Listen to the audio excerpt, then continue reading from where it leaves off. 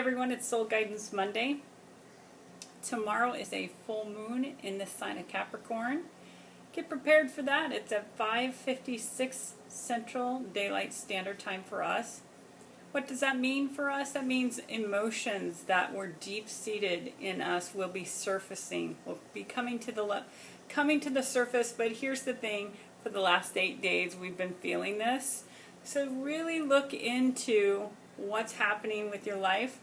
Remember the beginning with the new moon in the sign of Cancer, we wrote some wishes. Now, what happens as we get closer to the full moon, it determines where you're at in your wishes. So, the universe tries to comply with your wishes, so it's making things happen. And although it may be frustration or sadness or concerns some areas, you don't know what's behind the corner. So just, be prepared. The full moon is here to really help us with our emotions, see where we are getting in our own way, okay? In the sign of Capricorn, that means this is ruled by Saturn. So anything that we might have seen in the past that we truly believed in, may not be so true today, so we have to really look at the core of those things.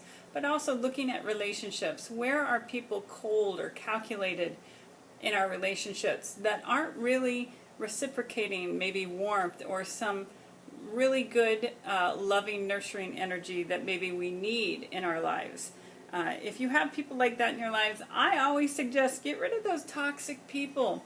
It's difficult in the beginning because they may be blood, they may be family, but if you're constantly being told negative things by someone, that means that person is very toxic and negative to themselves, and they don't know how to be any other way. You're not going to be able to change them. They have to change on their own. So just remember that, okay? Go easy on yourself. The full moon is all about releasing things that no longer serve you. And then, again, looking at your 10 wishes and seeing where maybe the universe is aligning to the direction that you're wanting to manifest things, okay? So, card for today, we're going to do the Psychic Tarot card. I never know what card that we pick, but this is interesting. It is called Conflict and Defeat, which at this time people may be really feeling that way after all of the things we're seeing in the news and how negative it is.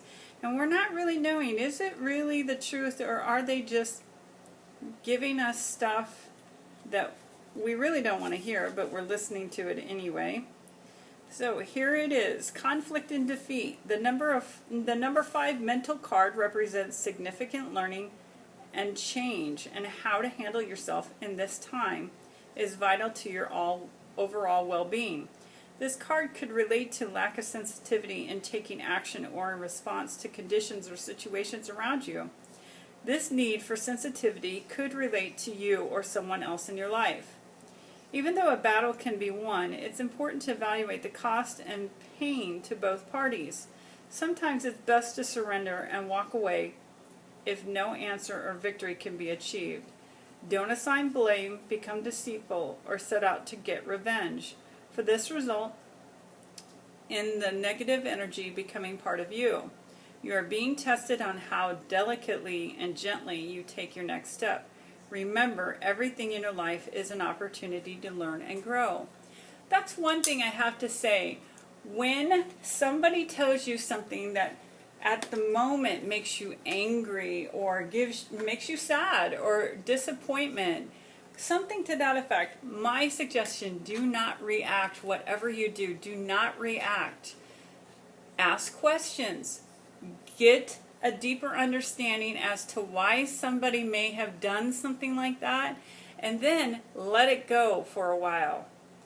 We never understand why people do what they do, but they're on their own journey. When they're on their own journey, we as humans need to allow that to happen. But we need to then make judgment. Do we stick with someone that makes choices that are not the same as our own values or integrity? Do we need to move on from there? And that's up to you to decide. If that energy somehow comes into you, and the way that it does is for you to react in a negative manner. So whatever you do, stay calm, stay cool. And here's the thing, the full moon is tomorrow, but for the next 8 days afterwards, we'll be feeling the effects of that as well.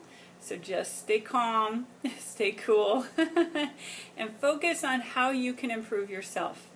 All right? All right, see you next week.